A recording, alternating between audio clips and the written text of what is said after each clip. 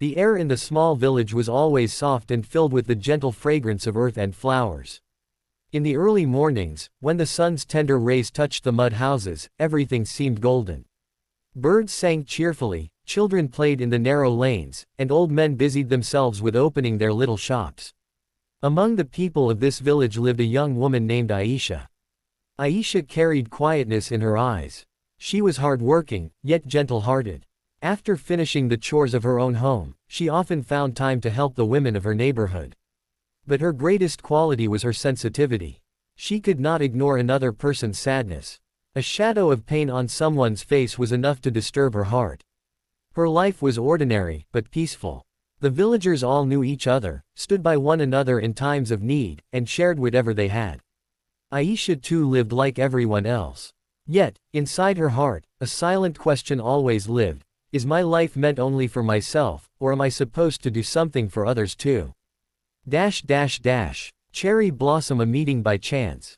One evening, while Ayesha was returning home from the market, she noticed a little boy sitting by the roadside.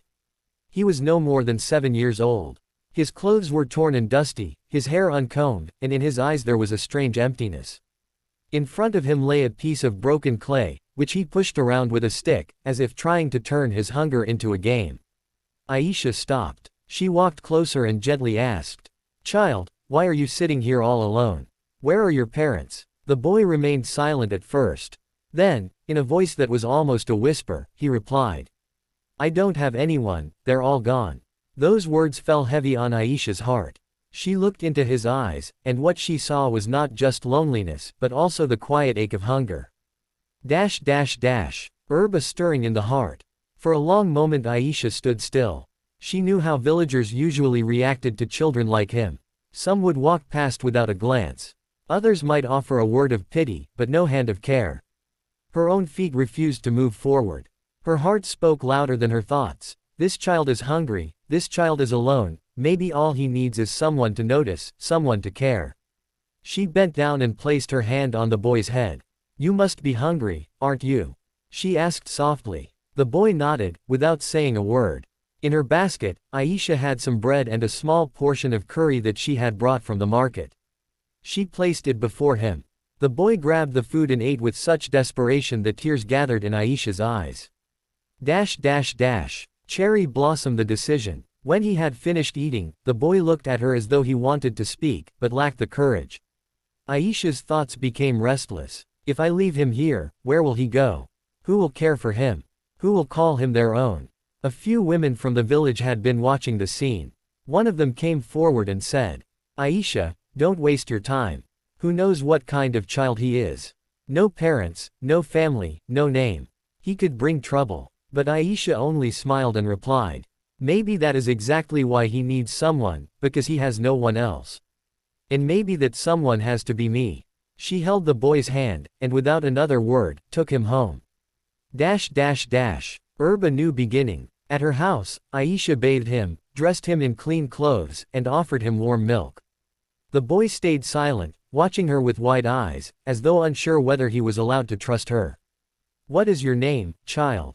she asked gently. "Ahmed," he whispered. That night, Ayesha could not sleep. She sat under the open sky, watching the stars scattered like silver dust above her, and her thoughts swirled like the night air. Ahmed's face kept appearing before her eyes. Can I carry this responsibility? Can I give him the love he has lost? But her heart gave only one answer: this child is yours now. His life is tied to yours. Cherry blossom. The village reacts. The next morning, when Ayesha stepped out with Ahmed by her side, whispers rose in the village. "Look at Ayesha, she has become a mother overnight." Some said with laughter. Others mocked, "What can she do for such a child? Today she brings him home, tomorrow she may send him away. And then what?" But Ayesha paid no attention. She held Ahmed close, shielding him from every unkind glance. She began to teach him letters, simple words, and numbers. At first Ahmed hesitated, afraid to try, afraid to fail. But the kindness in Ayesha's voice, the patience in her eyes, slowly broke down the walls of fear inside him. A gentle turn. Weeks passed. One afternoon Ahmed sat quietly beside her, his small hands fiddling with the corner of his shirt. Finally, he asked in a trembling voice. Ayesha Appa, why did you take me in? Everyone else pushed me away. Ayesha stroked his hair with a smile. Because, Ahmed, you are not alone. When someone is left with no one, God sends a hand to hold theirs. Perhaps he sent me for you. Ahmed's eyes filled with tears. He threw his arms around her and clung to her as though he had finally found a safe place in the world. Cherry blossom, the bloom of life. Time moved on, gently as the river flowing past the village. Ahmed began to laugh, to play, to run through the fields with other children. Slowly, he no longer looked like the boy who once sat abandoned on the roadside. His eyes had light again.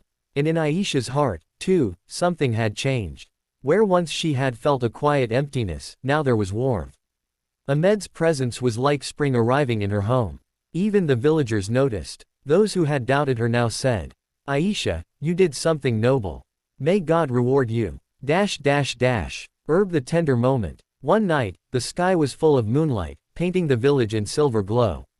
Ahmed sat beside Ayesha, quiet but thoughtful. After a long pause, he said softly, Can I tell you something? Of course, Ahmed, Ayesha replied. He hesitated, then whispered, Can I call you mother? Ayesha's eyes overflowed instantly. She pulled him into her arms and held him close, her tears soaking his hair. In that moment she understood. Her life's greatest question had been answered.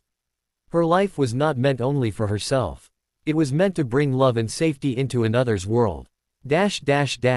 Cherry blossom, the end. In time, the people of the village would say, Ayesha saved an orphan boy's life.